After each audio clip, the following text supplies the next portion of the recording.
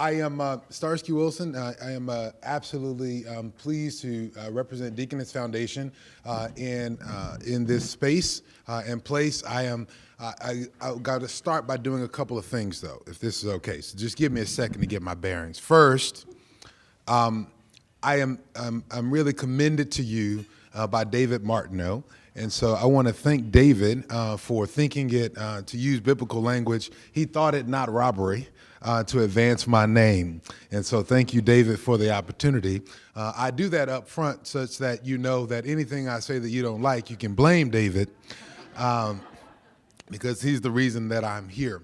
I also want to again thank the leaders of MOHAG for the opportunity to share again. I've had the occasion in one of the regional gatherings in St. Louis to be with you and reflect on our experience at Deaconess Foundation. And of course now with a bit of time between that, we'll seek today to integrate some of our thoughts and reflections based upon the work that really I was doing on behalf of the foundation and members of our community through the work of the Ferguson Commission. I'm seeking to do something. I also have to tell you this. It is difficult for me often, if not always, to be able to articulate in moments ahead, particularly weeks ahead, the aims of a particular message in time.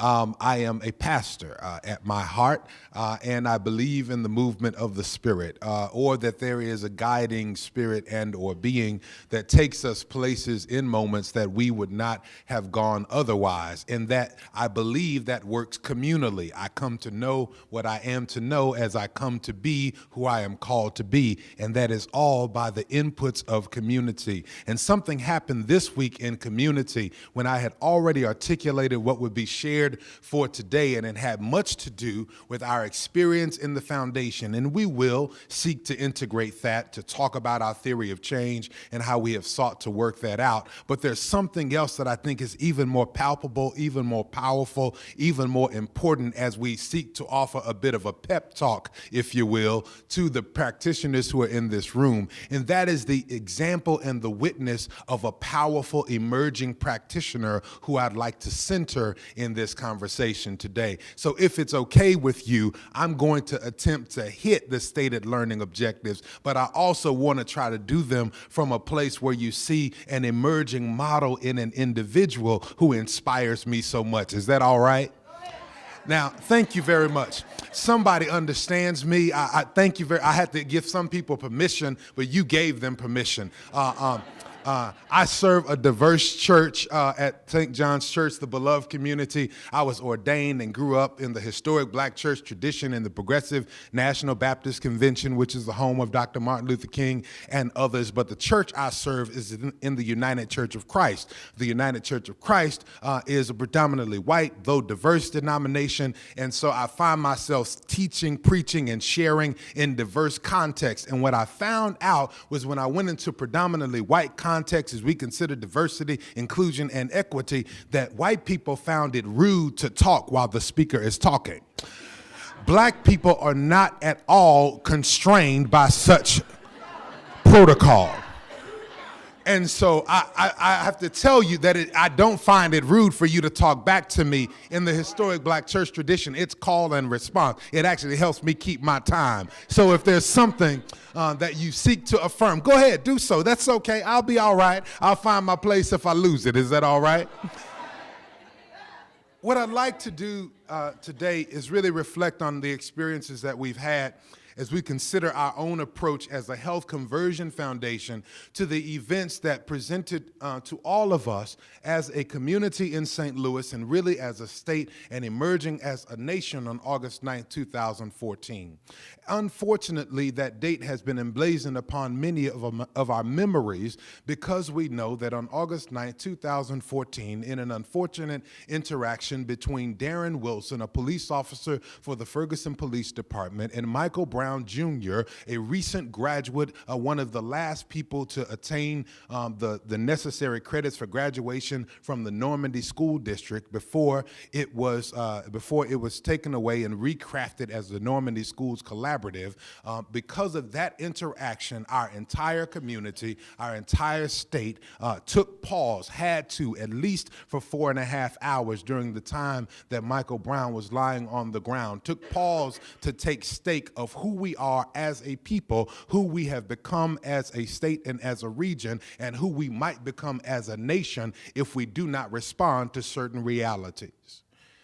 On that date, we began to see that there were things that we had not been paying attention to, not things that were created that day, nothing that was all of a sudden manifest like magic, but rather things that had evolved over time. Policies, systems, some that had suffered from benign neglect, some that by the intention of those who came before us, unfortunately did not treat all citizens fairly.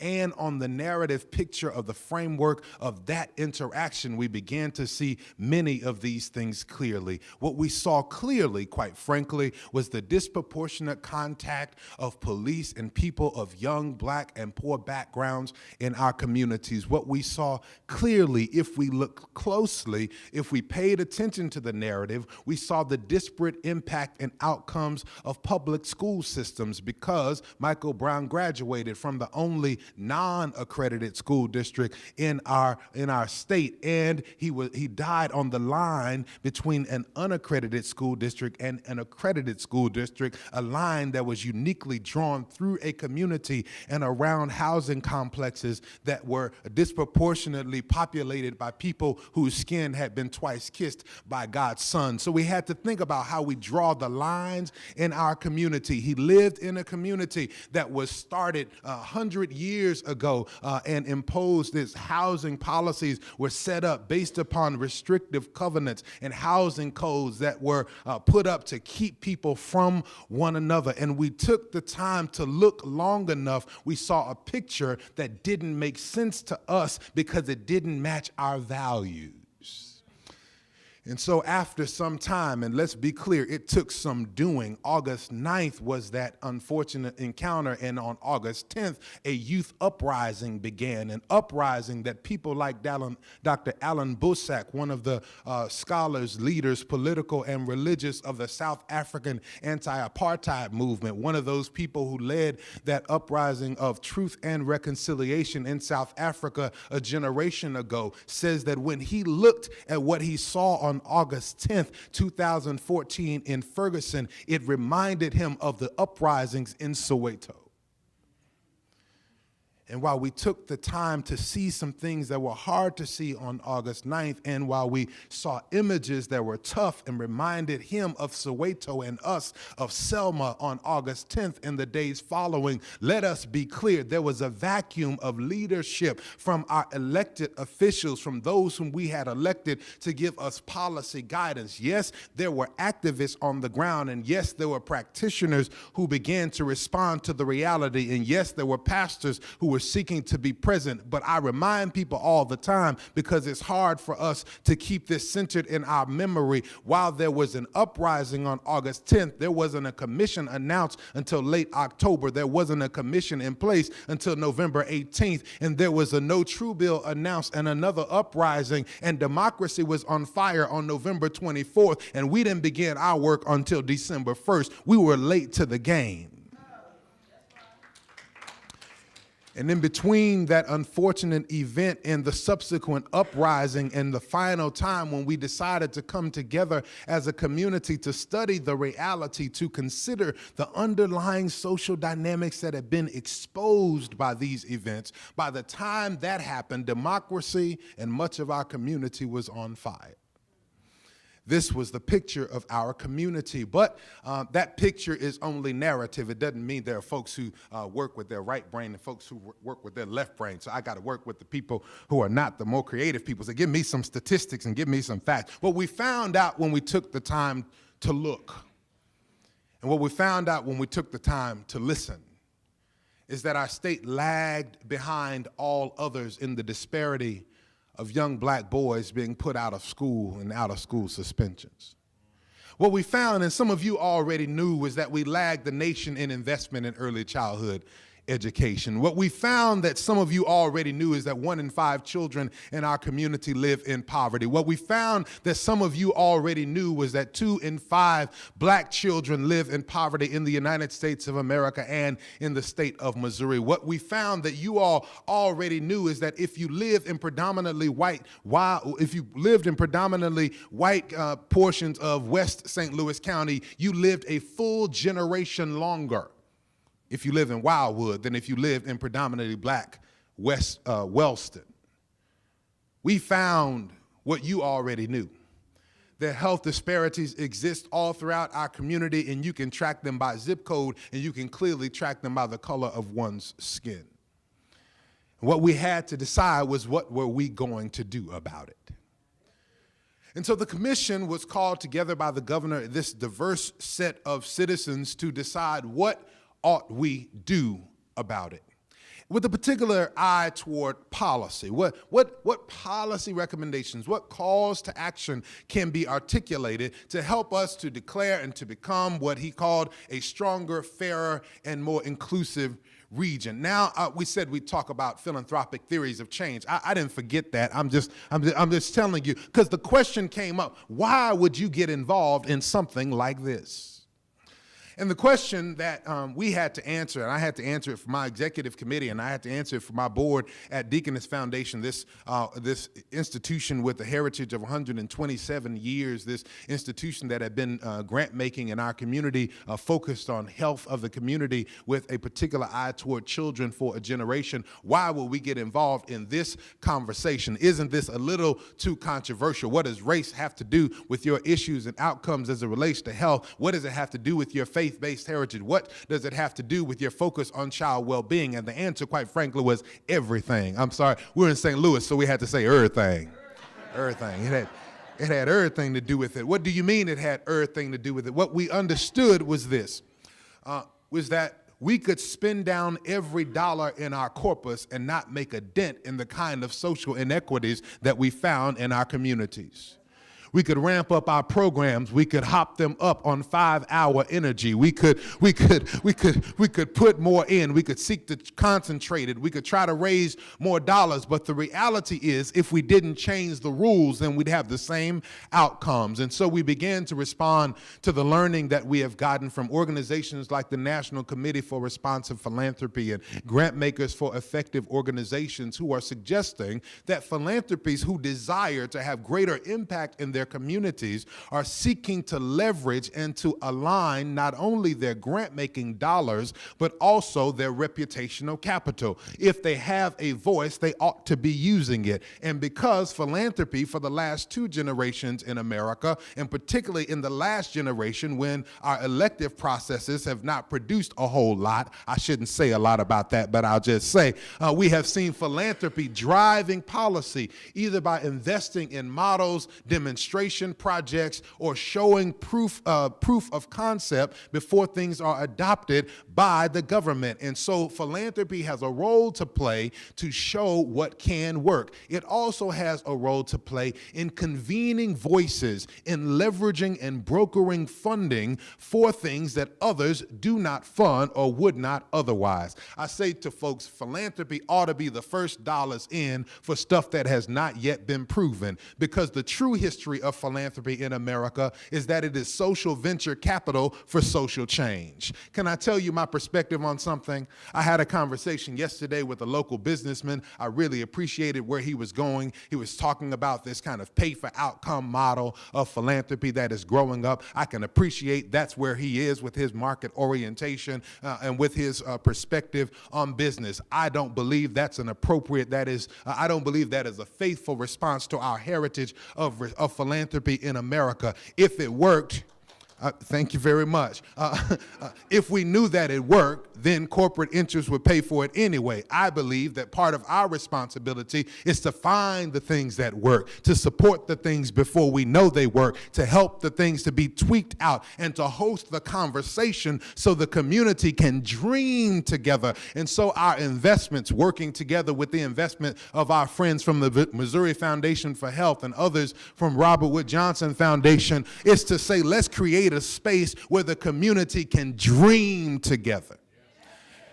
And that's ultimately what the commission process was to be. That was to be part of our hope. Let us gather 3,000 citizens together. Let us marshal their 30,000 volunteer hours and have them dream together about what this region could be. And this is the simple version of their dream. If you want a more specific version, there are 196 pages worth of it. I've got them a copy here, but you can find it at forwardthroughferguson.org. But our philanthropic investment was to convene a conversation where the community, in a participatory way, might dream. And this was the community's dream. It is simply this: we want to envision a community where we place children at the center. Those 2 out of 5 black children, those 1 in 5 children in our community who live in poverty, we want to start with them at the center. We want to have racial equity as the aim. The report is a path toward racial equity, and that is how we monikered it. On the very first page, we tell people, I know it's hard to talk about race, it gets uncomfortable, but make no mistake, this is about race. Children at the center, racial equity as the aim, with every individual having access to justice and opportunity. That's the whole vision said in the sentence. We desire to live in a region, we desire to live in a state where children are at the center of our conversations, where racial equity is our aim, and where all have access to justice and opportunity. Those are the 4 major segments of this report that the community came together to articulate as its dream. And with that report come 189 policy recommendations. And one of the lenses we used to prioritize recommendations is health equity. Is it focused on advancing and making equitable outcomes in people's health throughout our community? Now, that wasn't an accident. Because one of the ways, we don't suggest that we don't have a perspective, right? We don't suggest that we are neutral convener. I don't. Some of the literature says, well, be a neutral convener. I'm not neutral. Deaconess is not neutral. We never have been. Our first value is justice. Our values are justice, hope, service, identity, faithfulness. They're deeply rooted in our faith heritage in a progressive denomination of the United Church of Christ. We are not without a perspective. And so when we convene people, we've got a perspective to bring to bear. And some of that is also informed by our history as a health foundation, the many years where we operated health systems and hospitals in the St. Louis metropolitan community. And yes, we were conveners, but the fact that health equity was used as one of those lenses is actually reflective of our theory of change as well. If we are the convener, and I also say this, I'm sorry, a few things changed. Can I give you inside baseball? Yeah. Inside baseball. If you go and look at the executive order that created the commission, there were no words like child well-being in it. The words trauma-informed community weren't in it. There were words like community stability, family stability, education, social services, housing, all the transportation, workforce development, all of the segmented, siloed, systemic ways we talk about how we're going to care for people who happen not to be siloed, who happen not to be segmented, who happen not to be dismembered. And so part of our responsibility was to show up with our whole selves, to consider the whole community as whole individuals, to say that I know we never created in America a system of child well-being. The best we ever did was created a system where children might be educated between kindergarten and the 12th grade. But we never created an integrated system that cared for what it takes to get them the things that they need so that they may be educated. And so part of our responsibility was to take the limited frameworks that we have embedded in our systems and to seek to be a little bit more forward-thinking. And so our health perspective was helpful in that. And this was our community's dream. Now, the real question is, how do you get to such a dream? And those of you who know, particularly Black Baptist preachers, you know there's got to be at least 3 ways, and so I'll give you 3. And I want to suggest the way that we get to that, ultimately, if we will be faithful to getting to that vision that those 3,000 members of our community have articulated, and I think did so on behalf of many of the citizens of the rest of our state, then I believe we've got to engage in practice that is informed by proximity, that is aimed at equity, and that is shifting policy. That is informed by proximity, that is aimed at equity, and that is shifting policy. Now, I have a twin. You all didn't know that. I've got a twin. And my twin is in the room. Bob Hughes is my twin. Hi, Bob. He didn't know I saw him back there. So Bob and I are twins because we started in our respective roles in the community at the same time, almost at the same day. Literally, we were going to all of the events where people were honoring our predecessors, and we stood in the back nicely and leaned on each other. And then, of course, there was a series of events where saying, hey, meet the new guys. And then there was me and Bob. So Bob and I are twins. Well, why would I bring up the fact that we're twins? As we consider this, I had a really difficult time. Maybe Bob didn't have this issue. I had a difficult time when I came to Deaconess Foundation making one particular decision.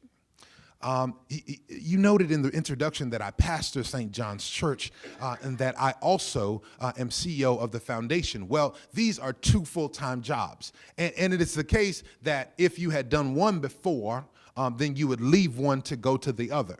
But I'd made certain kind of faith-filled commitments. I made certain vocational commitments when I went to the church that I would be there for 5 years. At the time, I had only been there 3 years. And while I felt called to the work at the foundation, I did not feel called away from the work at the church. For those who don't know, my church is in North St. Louis City in 63107. I describe it to people who do health equity work, who do nonprofit, who do social service work. It's one of those zip codes that everybody with the program wants to be in, but they don't want to put their building there.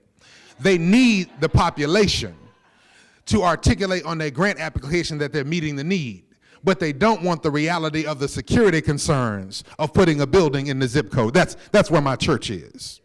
And so the reality is this: when I had to come, when the search committee finally decided, maybe rightly or wrongly, that I was the candidate to present to the board, I had to sit at a long, shiny table. It's longer than this, a long, shiny table, and they put me at this end, and then the chair of the board was at that end. I think they were trying to intimidate me, but they put me at the end, and I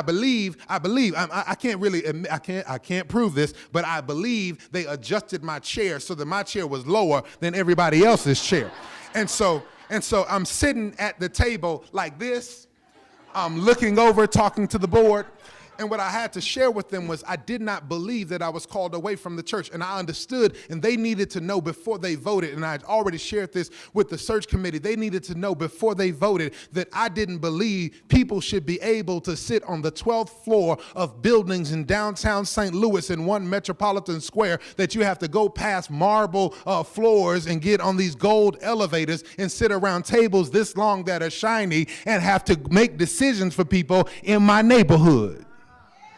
And I didn't believe that was appropriate. And so it wasn't just that I didn't feel called away, but rather I felt a greater calling that if I was going to be doing work around this table, then I needed to be consistently connected to a neighborhood like that the kids that are in that neighborhood and that are in that church and the families that are impacted by the decisions we make in our grant making need to understand that somebody here not only cares about them, but knows them, knows their faces, knows their stories, knows their narrative, and will bleed with them them and cry with them. When they weep, I weep. And so because we had to do that, and so we had to create it's not a heroic Starsky story. What it is to say that we've got to create platforms by which we must also consistently, institutionally hear their stories. And so here, 5 years later, we've got a community advisory board with a 10-year-old on it, because you can't talk about child well-being and not listen to some children, right? And so we've got a policy advisory board where people who are directly impacted by this work, and thanks be to God, know it better than me, are telling us, if you're going to speak out on policy, Starsky, these are the things you better be saying, because you don't know this like we know this. I'm just saying,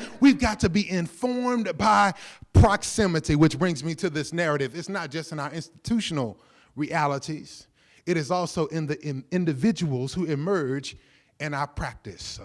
I got to tell you a great story. A sister by the name of Brittany. I met Brittany because when I came to the foundation, in my first act with our Deaconess Nursing Scholarship, I presented a scholarship to Brittany. Brittany was one of the emerging students at the University of Missouri St. Louis in their nursing program. Brittany was a bright light, but she was little. She's a little bright light. She was small, she's petite, didn't know it at the time, but she was a single mom with a little girl named Mackenzie at home, and she was taking care of Mackenzie. Although she had been a teenage mother, she was there in school doing the best that she could. She became the president of the Student National Nursing Association, which is the National Association of African American students studying nursing, and she began to engage in this work. And so she was studying about how she could help to heal people. She was a healer and felt drawn into this work based upon her own experience. And so Brittany was just absolutely wonderful. And I like Brittany, and I would see Brittany every year at this banquet we would have for these scholars, learning about their realities. But I was jarred by a picture of Brittany that I came to see in the summer of 2014. I saw a picture of Brittany's wrists. I saw Brittany's wrists with clamps on them, places and imprints where twist ties of policemen's plastic handcuffs once were. She was showing the world the bandages or the brandishing marks that she received from her community with some of her friends and classmates when they decided to walk through the Ferguson open market crying Black Lives Matter. She had engaged in an effort to invite people into the disequilibrium of racial inequality, people who were going about their business as usual while other people were being oppressed. Her and some of her classmates decided, because she was committed to these kind of outcomes of true healing, not just cures that are medical that she could engage in with her nursing profession, but rather healing for a whole community that had been traumatized by images of racial injustice. She decided to go into the market, and they were determined. There were clearly, I don't know about y'all, but I had a chance this weekend. Was my wife's birthday. I went shopping with my wife, and sometimes she buys stuff and sometimes she don't. But if I'm with her, I'm just along for the ride, you know? And so you find yourself in marketplaces and malls, and sometimes you're buying and sometimes you're not. Well, they were among the people who weren't buying. Clearly, there were other people who weren't buying, but the fact that they weren't buying and they were yelling something that offended not only the sensibilities of some of the people there, but also the sensibilities of some of the officers, they got locked up for being there not buying stuff, even though there were other people who were there who didn't buy stuff. I'm just saying, that's an inequity. So I saw her wrists. She had begun to engage directly in the protest movement in the Ferguson uprising. She did not believe that she could be a healing figure and not be engaged in this work. She grew up in Ferguson. She still lived in Ferguson. She lived there with her mother. And I came to see Brittany proximal and close to this work. It was such a trying reality for her that she decided she needed to take a semester off from school. The next time I saw Brittany in this was later in October, where Brittany, by virtue of the humiliation that our systems desire to put on people, Brittany was behind glass. She was among 13 young people who were arrested there one night in the rain in October when there was a light protest presence before on South South Florissant before the Ferguson Police Department. And because there was a light protest presence, but it had leaders of the protest movement like Brittany and Alexis and Jamel, they decided this was a good time to take people and lock them up. Not only did they take them and lock them up, I'm sorry, I didn't tell you why they locked them up. They locked them up for a noise ordinance violation. You know, noise ordinance violation. Some of y'all live in the suburbs. Don't act like you don't know what a noise ordinance violation is. You might remember it from when you were in college and you went to a party and somebody next door called those people and they came and shut down the party. The noise ordinance violation was what the owner of the house got in the mail. It was a violation that probably cost them about $150. That's what you do with a noise ordinance violation. You call the police. You have somebody come. You issue a $150 citation. Oh, unless they're engaged in an uprising and unless they're leaders of the uprising, then what you do is you take 13 young leaders, you take them into the St. Anne Police Department. I know they arrested them in Ferguson, but they took them to the St. Anne Police Department because the Ferguson Police Department was shut down because they were building a bigger, better jail to house people. And St. Anne had a jail that was so large that they contracted with other municipalities in the communities so that they could house people that other folk could lock up but couldn't hold up. You understand? So you take them, you put them, you lock them up, you send them to St. Anne, and you don't give them a $150 citation in the mail. You give them a $2,700 bond.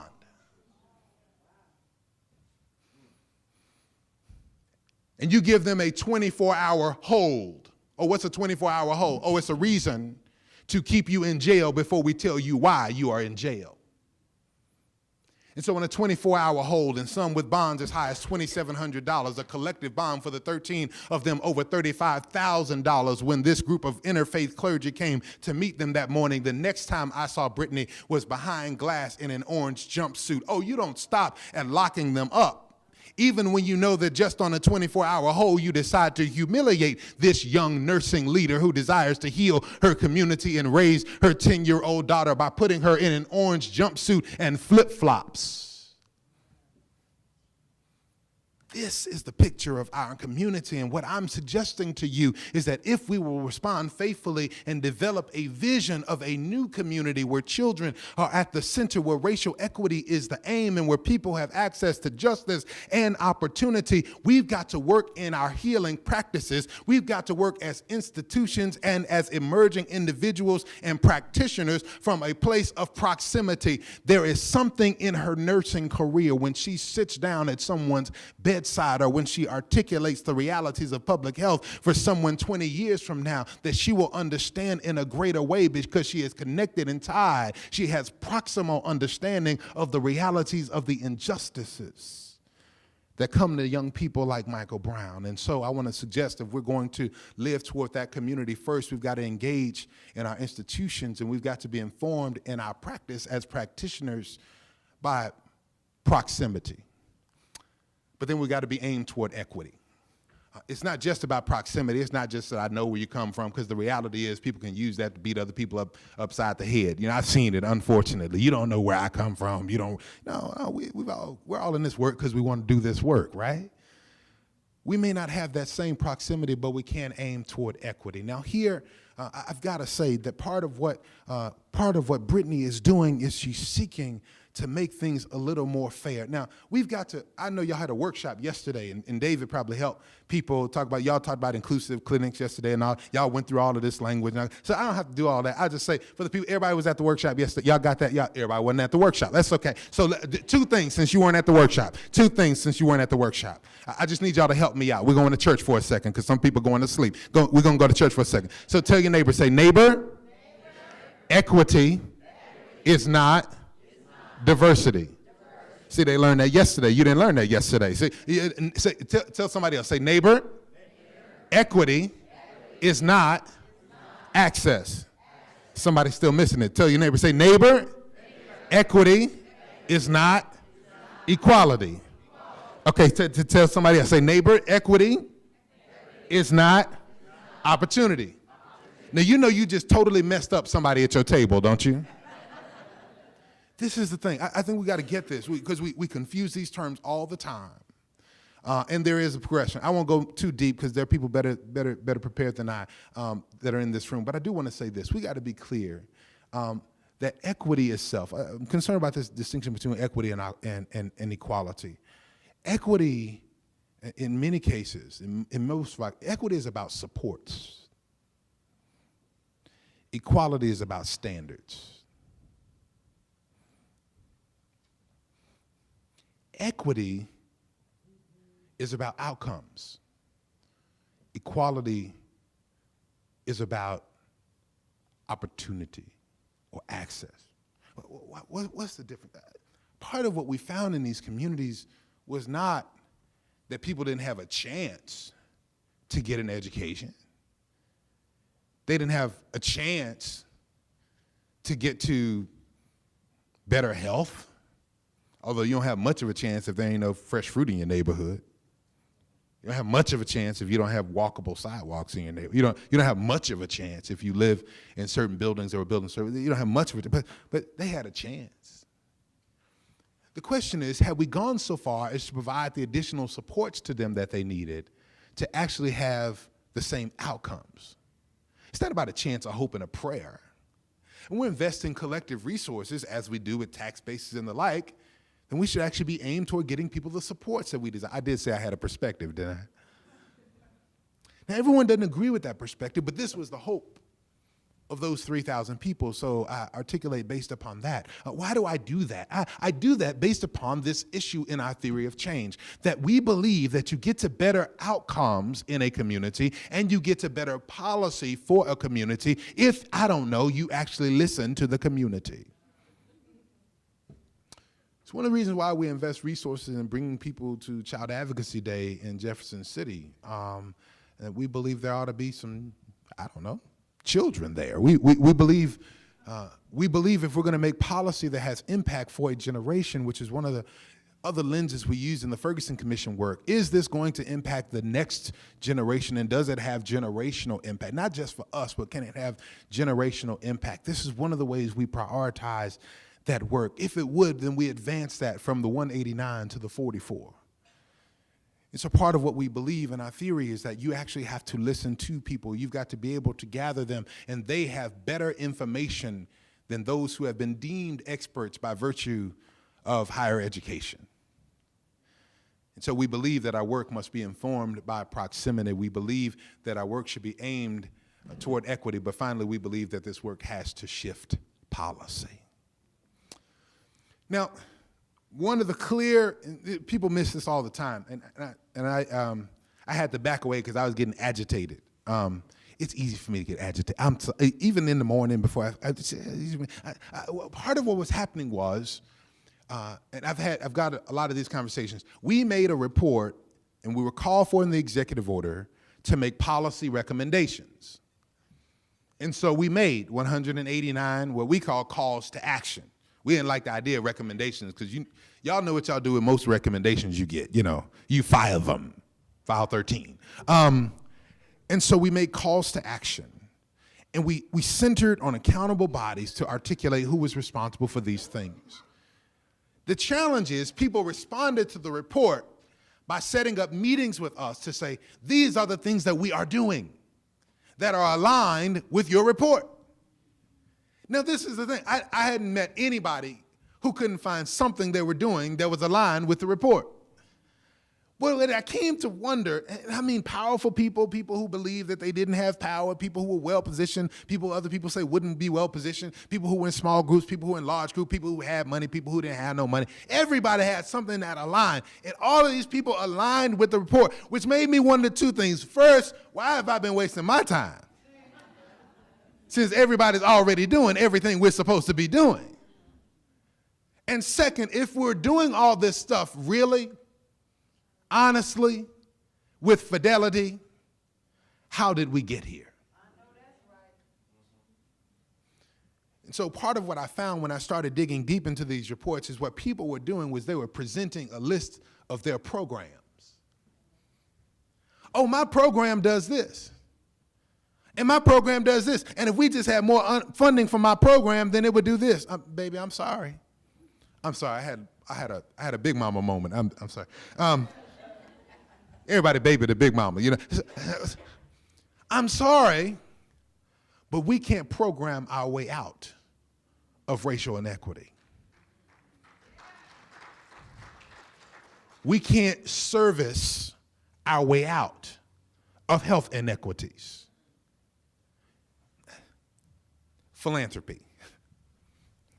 Part of the challenge, I remind people all the time of this narrative. In June of 2014, the St. Louis metropolitan community was designated by Charity Navigator in their annual assessment of metro areas, metro markets, their metro market survey. Annually, they rank the philanthropic nature of different communities. And in June of 2014, the St. Louis metropolitan region was named number one by Charity Navigator for its philanthropic investments. Number one, first in the nation. It's funny how the calendar works. June of 2014. We're named number one for our philanthropy. June, July, August of 2014, Michael Brown lie on the ground. For all of our investment, what is the issue? If it's about philanthropy, if it's about our generosity, if it is about the deep spirit of voluntarism that Alexis de Tocqueville talked about in Democracy in America, if we're doing it so well, then how do we get to this place? I think one of the ways we get here is connected to our theories of change. We overinvest in services and programs and underinvest in systems change and policy.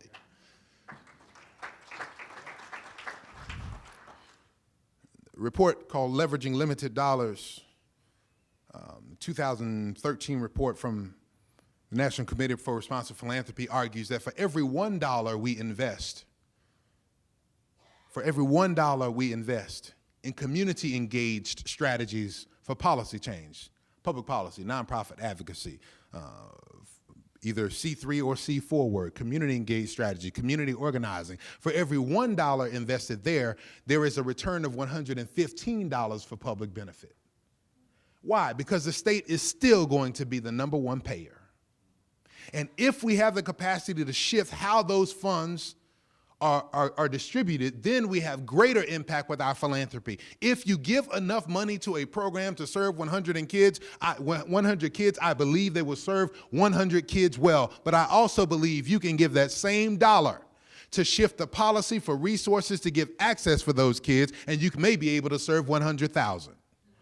I'm glad to support some of the greatest models for early childhood services in our nation that are right there in the St. Louis community. I believe they're doing magnificent work. They are sharing. We have innovated many of the things that the rest of the nation is doing well. The challenge is we have not invested in that which we have innovated. And so why is it? Why is it that the national policy shop that has guided the nation on individual development accounts and child development accounts and led states like Maine and Oklahoma to invest at scale in child development accounts is based in St. Louis at Washington University at the Center for Social Development, and they have what we have innovated in St. Louis in Maine, but my kids don't have access to it in St. Louis? Well, there's a problem with that.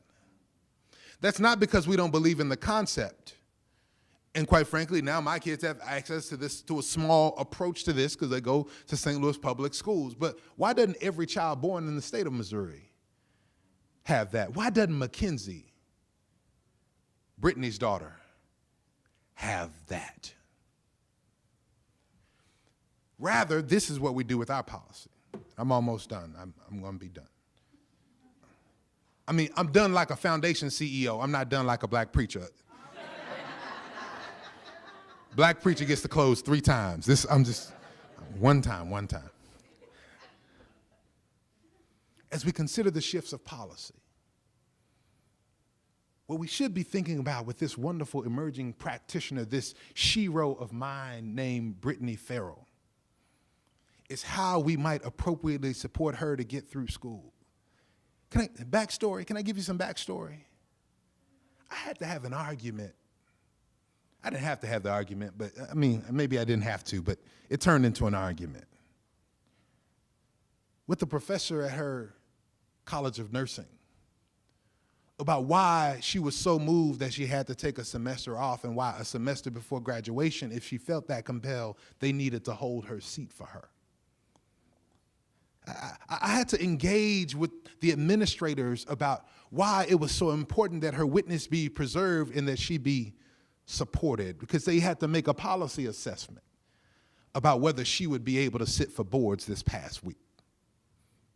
I had to have a conversation with the leaders of those who managed her scholarships to say, I know she's not in class for nursing this semester, and maybe it doesn't make sense for her to be a nursing scholar, but I think she's doing work right now that impacts how we will order our lives as a community. You should know that I believe that we articulate values and then we share them and codify them in policy, that our ordinances, that our statutes, that our legislative acts are actually a codification of our values. And since we have a policy that suggests that we can't give her a scholarship in this way, we need to consider policy that informs how we should be able to support her. And if we've got to change the policy, let's change the policy. If we got to change the practice, let's change the practice. So what did we do? We engaged with the people who were giving her other scholarships and said, no, she's not doing nursing work this semester, but what she is doing is trying to help our community better articulate its values. She's trying to shift the environment that will cause us to do different kinds of policy. So what we're going to do this semester is call her a policy intern.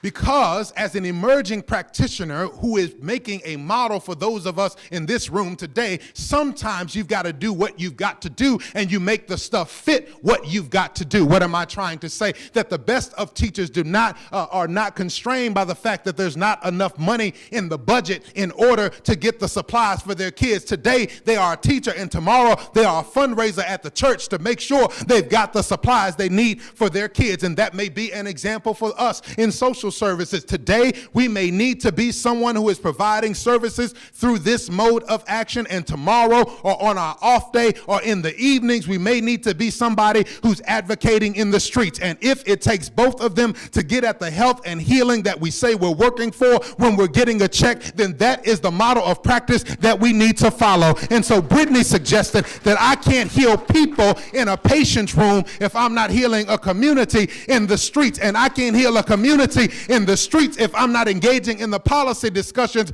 in these kinds of deliberative rooms. So yes, I'll be a nursing student, and yes, I am a mother, and yes, I am a policy intern. And she lived that thing out too. She lived it out. She lived it out. So while I saw her in the summer with the clamps on her wrist, and while I saw her in the orange jumpsuit in October, what I saw in January was her convening and facilitating meetings of the Ferguson Commission with children in the community so they could articulate their vision for what the community ought to be. So she sat down with people from Vector Communications and Emerging Wisdom, and she learned facilitative techniques whereby she could facilitate discussions from young people so they could articulate their values, so that could be codified in the policy statements of the Ferguson Commission. I'm saying to you, if we're going to be who we believe we can be and who we believe we're called to be, if we're going to live healthy lives within the context of healthy communities, then our practice has to be working and oriented to shift policy. And that may mean that we've got to work more than 9 to 5. I'm sorry, I turned into a pastor for a second. I'm just saying we've got to figure out to live. Ryan and I were in a session with grant makers in health not long ago. We got to figure out how to live whole lives committed to these missions. We've got to understand that we don't get to go home and leave the community. Anybody here get on a plane at the end of the day? If you don't get on a plane and go home at the end of the day, then recognize everything you do everywhere you go impacts all of your children as well. And so we've got to shift policy, because policy is where we speak the dreams of our community and we codify them in ordinances and legislation. And then the final thing we got to do is we got to be able to celebrate this work together. I believe that if we're going to get to healthy communities, if we're going to live healthy lives, then we have got to do work. We've got to engage in practice that is informed by proximity. We've got to do work that is aimed toward equity. But we must also, of course, do work that is shifting policy. And when we accomplish some of the stuff we will accomplish, we got to be able to turn up. I'm sorry, yeah. I'm sorry. I learned this term. Can I teach you a movement term? Movement term. Turn up. Turn up was a term. It's used in popular American parlance in the Western vernacular and colloquialism. To turn up means to be found, right? Something turns up. The keys you've been looking for, they turn up. But in urban slang, there's also to turn up is to get excited. That's not what I'm talking about. I wouldn't just come in here speaking slang to y'all, but rather there's a lesson that I learned, this term of turn up I learned with Brittany. And so something would happen in the actions in the uprising. People would articulate when and where the turn up is. The turn up was an event of disruption, resistance, and celebration all at the same time. And you saw some of them on television. You saw the disruption part. People talked about the disruption. They have blocked the door to the U.S. courthouse in downtown St. Louis. Yeah, we did. But it was a turn up. It was turn up because it wasn't just resistance and disruption. It was also celebration. Because the turn up never happens. The building of community, of beloved community, this multicultural, multiracial community was coming together, yes, to disrupt systems that oppress people, but they also came together to celebrate and honor one another. So the turn up didn't happen without Mama Cat, who always cooked food to make sure that people were nourished at actions in the daytime and at nighttime. So Mama Cat was an important part of the turn up. Mama Cat's still providing in the turn up. She just earlier this week, she provided all the food for a reception after a funeral for a 15-year-old who was shot by police in St. Louis. There was a building of community that continues to be sustained. So the nurture that happened from Mama Cat's food met with the beat of the drum of K.B. Frazier. K.B. Frazier is a trans brother from the Central Reform congregation whose drum beat has become the heartbeat of the movement. And so you had Mama Cat's food cooking, and you got K.B.'s drumming. And after you got K.B.'s drumming and you've got Mama Cat's food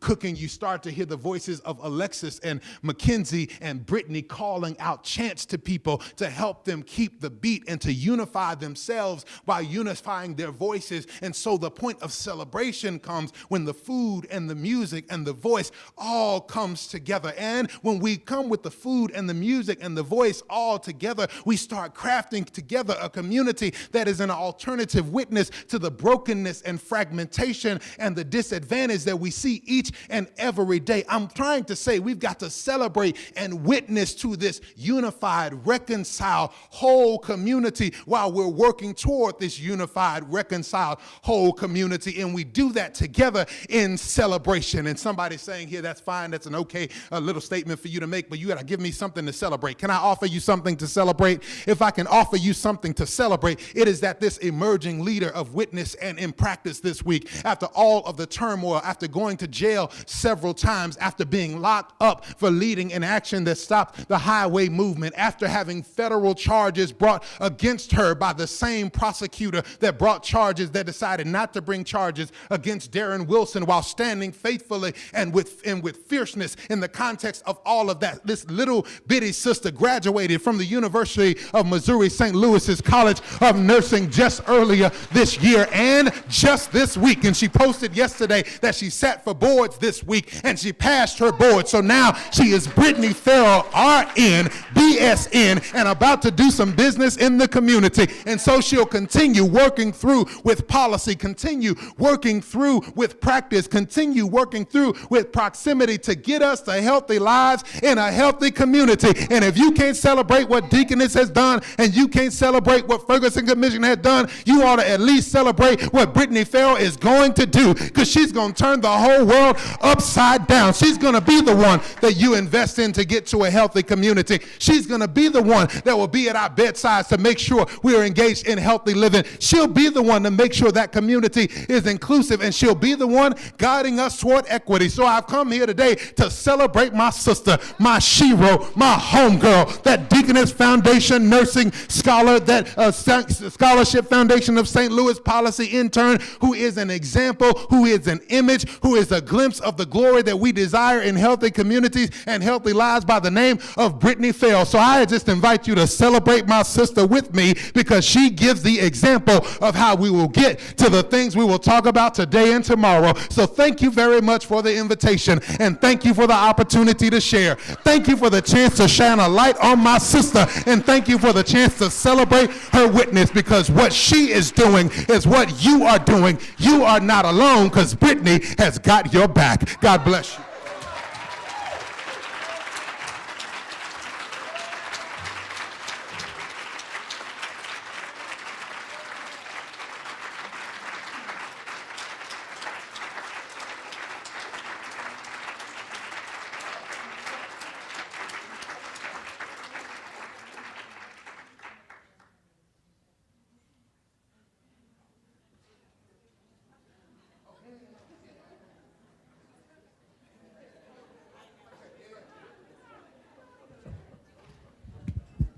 Usually if I run away, they can't ask me questions, but I know there are probably a lot of questions and there are a lot of thoughts. We have some time for 2 or 3 questions, if possible. Are there any questions or thoughts or feelings that you might want to share after Reverend Wilson's presentation?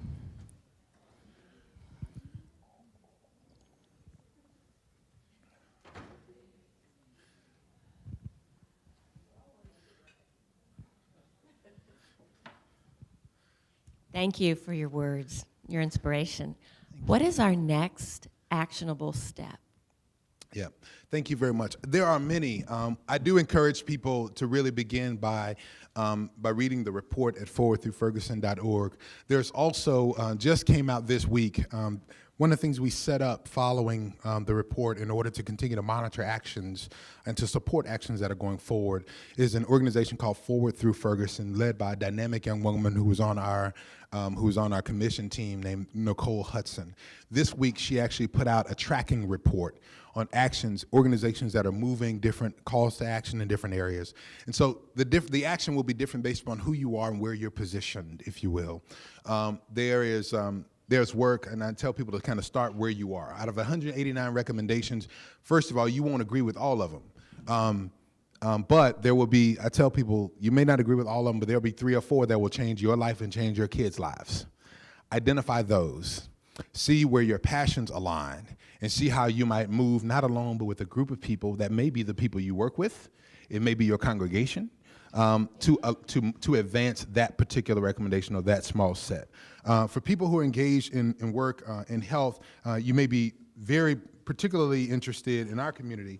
And I was glad I had a conversation yesterday that one of our large health systems is considering this. One of the things we call for is this work for school-based health centers. To support them, to advance them. We recognize we have a couple in our community that are supported by large grants. Those grants are horizon or about to sunset, so we're being thoughtful about how we keep those, keep continuity with those locations, so that we keep the proof of concept while we consider mapping others. We're pleased at least in St. Louis, the St. Louis Public Schools are in conversation with one of our large health systems about how we may work that out in a list of up to 12 schools right now. So I think you find those things that are most health related. I also encourage you as practitioners in this space to be thoughtful about elements of the report that are in the addendum and the appendix. We're very intentional to take information throughout our various convenings about trauma, people's responses to trauma, where they had seen it, how they see it affecting them. I think that is helpful information for you as it relates to the work you're doing, your considerations of policy advocacy and movement in community. So that's where I would begin. Thank you. One last question. I saw the problems in Ferguson as being just as much the administration of the city as the failure to build a good social structure for the kids. So with that in mind, and I'm a retired police officer, so I'm always feeling kind of like want to get under the table, but how do you plan to get the two to come together? Because until you can fix the administration, there'll always be that big block to the community. Yeah, I think there's some really important actions going on right now that impact this, although spoken indirectly. And I'll say, too, I've had some interesting times getting those groups together. I think the commission was very successful at that.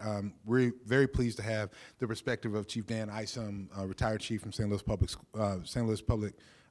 Police Department, and also Kevin Albrand, the president of the Missouri Fraternal Order of Police, to be leading voices on the commission and very vocal and active, particularly in our work around police community relations, and some of the things we're able to successfully do to increase the police standards and training for continuing education in our state for use of force, for officer wellness, and for anti-bias policing. So those standards are now almost twice what they were before. It was almost shocking to know how low the standards were in these areas. And so I think we have success when we're able to bring those groups together. There was remarkable unity of thought on the recommendations that came out of this working group on police community relations. Where the challenges came, quite frankly, were in the earlier moments. So pre-commission, I was involved in several attempts, along with folks from the Department of Justice, to sit activists and police down to negotiate rules of engagement for demonstrations, and that was the exciting part. And so I think under the context of the intense nature and the intensity of those moments, it was much more difficult. I think we've got to take advantage of these more peaceful moments to continue to negotiate these kind of rules of engagement. It is also going to be critically important that we're able to institute civilian oversight in the manners that we have suggested in the report. We call for civilian oversight of policing. It's important to note that in 2015 we got civilian oversight, a moniker of civilian oversight in St. Louis for St. Louis Police Department, after a couple of groups have been working on it literally 30 years. Right, so we can't take that long. We got to work with greater urgency in some of these other communities, and it has to be civilian oversight with teeth. Now, what are the ways we're seeking to get at some of that? It's tough to get at that kind of unified engagement and oversight when you've got 57 police departments, 80 courts, and 91 municipalities in the metropolitan region. And so a lot of people who disagree with me on this, and this is not in the report, so this is Starsky Wilson speaking. What is in the report is a call for consolidation of courts. I think that's critically important because, as I noted on that day in October when I stood in the St. Anne Police Department, the one thing you have access to when you're on this side of the glass before you go back to meet people on the other side of the glass is an ATM. And so one of the things we came to say with clarity is that this is what's happening with our system of municipal fragmentation. We have a system of municipal fragmentation that costs us millions of dollars, and in order to pay for it, we're using our courts as an ATM, and we're sending police officers out as armed collection agents. And what Kevin was very helpful in articulating for me, and I've been able to articulate for others, is that I don't know one police officer, and I bet you didn't, my sister, I don't know one police officer ever signed up to write tickets. But when we look at the DOJ's report on the Ferguson Police Department, we can see that there are communications from the city manager to the chief of police telling him to get people to write more tickets for the sake of making the city's budget. And so one of the efforts that's going on right now, and I encourage you, if you know a Supreme Court justice in this state, or you know how to get a letter to one, to communicate with them that they have the authority and they should act on the authority of the dissenting opinion of Kimberly Norwood in their municipal court investigation group to consolidate the courts in St. Louis County. Because they have responsibility for oversight of these courts. And when they don't act, quite frankly, as many courts as we have, they just can't oversee them. The number that's closest, so I said we've got 80, there's only 22 in the county around Kansas City, right, under supervision. That's just a vast chasm. We don't believe that effective oversight can happen in that way. And ultimately what's happening is the courts see themselves as reporting to these small municipalities, not reporting to the presiding judge. And so they continue to kind of engage in injustices that provide funding for this system. And if we know nothing, we know that one of the ways you get stuff done is you fund it, and if you don't fund it, you can say it as much as you want, and it won't happen. And so part of what we've got to do in order to consolidate some of these systems, consolidate the police departments, is to consolidate the courts first. And I believe, this is only Starsky Wilson speaking, I believe ultimately we've got to get to some consolidation of these multiple municipalities as well.